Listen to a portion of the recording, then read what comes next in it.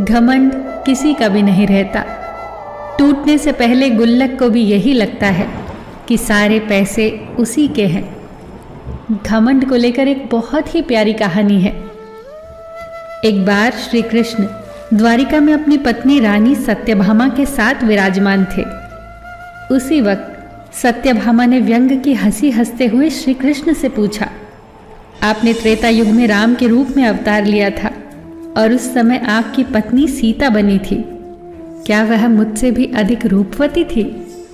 श्री कृष्ण सत्यभामा का प्रश्न सुनकर कुछ कहने ही वाले थे कि गरुड़ ने भी उनसे प्रश्न किया, प्रभु क्या कोई इस संसार में है जो मुझसे भी तेज उड़ सकता हो?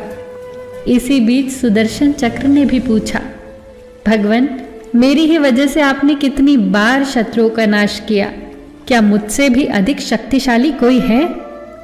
तीनों के प्रश्नों को सुनकर भगवान श्री कृष्ण जान गए थे कि इन तीनों को अहंकार हो गया है और इस अहंकार से उनकी मुक्ति आवश्यक है। तभी श्री कृष्ण को एक युक्ति सूझी।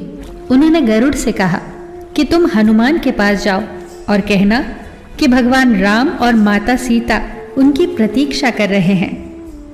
गरुड़ देव तुरंत ये सुनकर चले गए।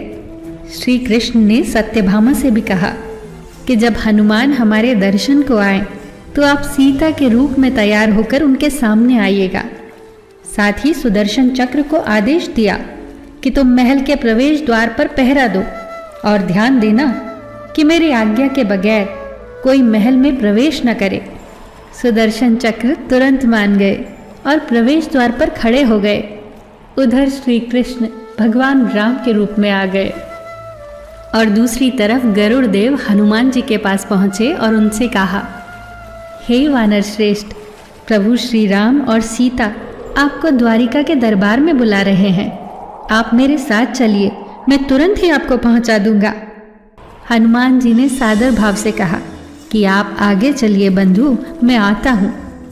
गरुड़ देव ने सोचा कि हनुमान जी तो कितने बूढ़े हैं, पता नहीं कब पहुँचेंगे। मैंने तो अपने प्रभु की आज्ञा का पालन कर दिया है, अब इन्हें जब आना होगा तब आएंगे। ऐसा सोचकर वो उड़ चले और जैसे ही द्वारिका पहुँचे तो उन्होंने देखा हनुमान जी उनसे पहले वहां पहुंच चुके हैं। गरुड़ का सिर लज्जा से झुक गया। हनुमान जी आगे बढ़े तो श्री कृष्ण को राम के अवतार में देखकर प्रणाम किया। कृष्ण ने कहा, हनुमान तुम अंदर कैसे आए? क्या किसी ने तुम्हें द्वार पर रोका नहीं? इस पर हनुमान जी ने अपने मुख से सुदर्शन चक्र बाहर निकाल कर रख दिया। हनुमान जी ने कहा, प्रभु आपसे मिलने से मुझे भला कौन रोक सकता है? चक्र ने थोड़ा प्रयास किया था, इसीलिए मैंने इसे मुंह में दबा लिया। भगवान मुस्कुराने लगे। सत्यभामा अभी भी सीता के रूप में हनुमान के सामने बैठी थी। हनुमान जी ने तुरंत श्री कृष्ण से कहा, हे प्रभु आपको तो मैं पहचानता हूँ, आप श्री कृष्ण हैं और मेरे प्रभु राम भी, लेकिन माता सीता के स्थान पर आपने किस दासी को इतना सम्मान दे दिया कि वो आपके साथ सिंहासन पर विराजमान है? इतना सुनते ही सत्यभामा की आंखें भर आई और उनका घमंड चूर चूर हो गया। साथ ही सुदर्शन और गरुड़ भी लज्जित हो गए और उन्हें समझ में आ गया कि वो घमंड में अंधे हो गए थे, जिसका टूटना अवश्यंभावी था। वो तीनों प्रभु की लीला को समझ गए।